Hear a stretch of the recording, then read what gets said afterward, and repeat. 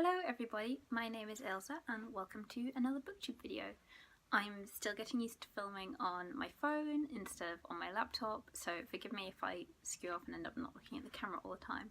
I'm also still trying to figure out the lighting in here, and that's something that'll be better when I have more time to film, whereas today I'm trying to squeeze in getting a video done before my boyfriend gets back from where he's been up to. I mentioned recently that there are a lot of books on my shelf. Specifically at the beginning of October there was over 130 books on my shelves that I wanted to read and hadn't yet. So from that quite wide selection, I thought I would pick out 5 fantasy books to talk about, which I am particularly looking forward to getting to. So let's just kick things off. The first book that I want to mention is Graceling by Kristen Cashore.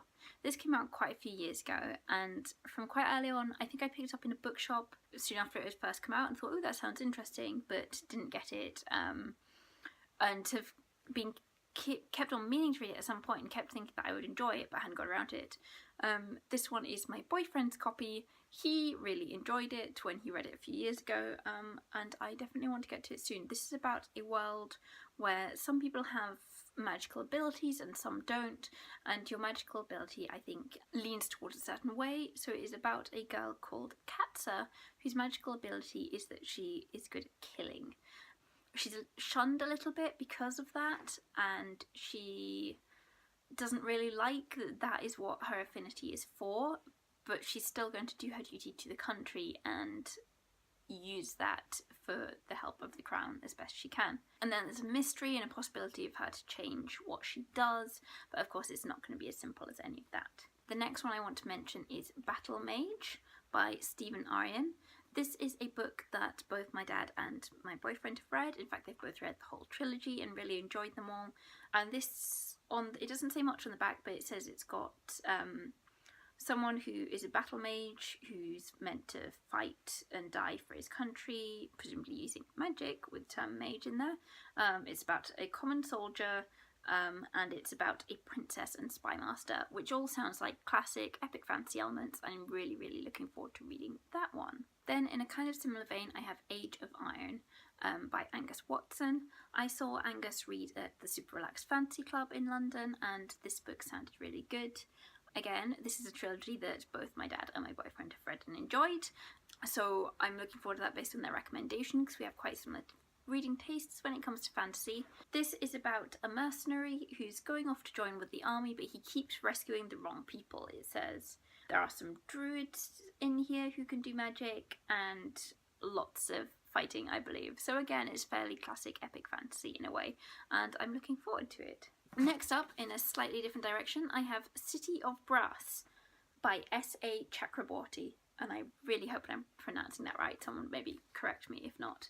This is set in 18th century Cairo.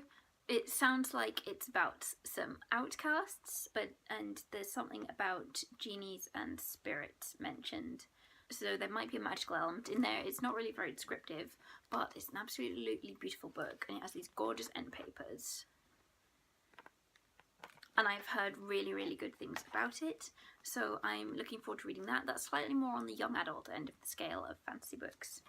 And then for a total change of pace again, I have the middle grade book, Pages & Co, Tilly and the Book Wanderers by Anna James. This book came out recently and I mentioned it on my channel because I had been to the Lush Book Club where Anna was reading from a section of the book. This is about a girl called Tilly who discovers that she can go into books and talk to the characters in them. I believe they can occasionally come back out of the books with her. She lives or works in a bookshop, I think, with her grandparents, and in particular in this book she makes friends with Alice from Alice in Wonderland and Anne from Anne of Green Gables, and it's about the adventures they get up to. I'm looking forward to this because I love books about books and books about bookshops and travelling into books and meeting characters from books. I think it's such a lovely concept, and also just because it's a middle grade book and I really don't read very much of that, and I'm looking forward to the change of pace that will be. I'm kind of hoping that I will get around to reading this one before Christmas, so I will let you know how I get on with it. So those are just 5 books that I currently have on my shelf that I'm looking forward to reading at some point. This isn't a TBR plan video because I don't know when I'm going to get to read those ones. I don't like setting up my reading plans too far in advance because I'm such a mood reader. But those are some that I have that I am particularly looking forward to reading. If you've read them, I would love to hear from you. Or are there any books sitting or hiding on your shelves that you want to get to at some point and haven't had a chance to yet? I'd love to hear what they are. I will talk to you again soon. Bye!